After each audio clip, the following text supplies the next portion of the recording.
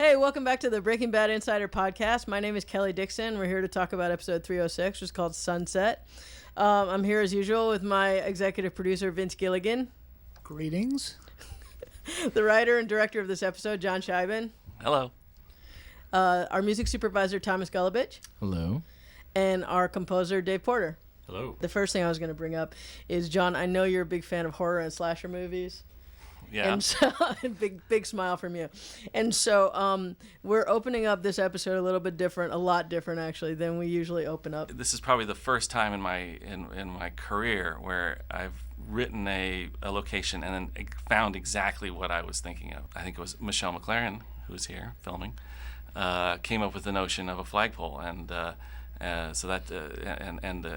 flagpole without a flag that makes our haunting noise. I'm so happy with it, and it's so to be able to play all those little horror movie tropes, which we did, the POVs, the tracking shots, the discoveries, the finding the dead body, somebody behind you, all those things. Talk about the flies too. How'd you get all those flies?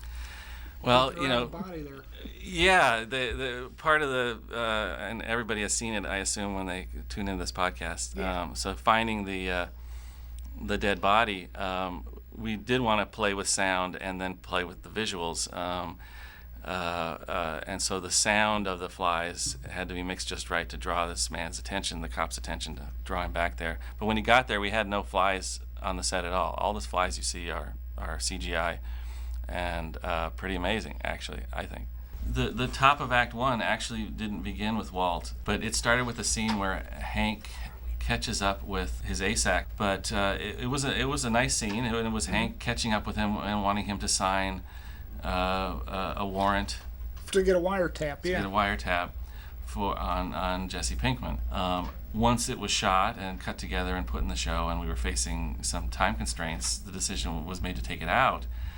And honestly, the first time we see Hank, he's in the car, he's got a pile of junk food in the seat next to him, and we get it. And he's frazzled, and he tells his wife, "I ain't giving up on this one." We get it. What's amazing about this whole process to me is that I do think we needed it. I think we needed it not necessarily for the final product, but I think it helped the actors know where they were. It helped the reader. It helped the studio, the network. It helped the cast and crew to know what the story was.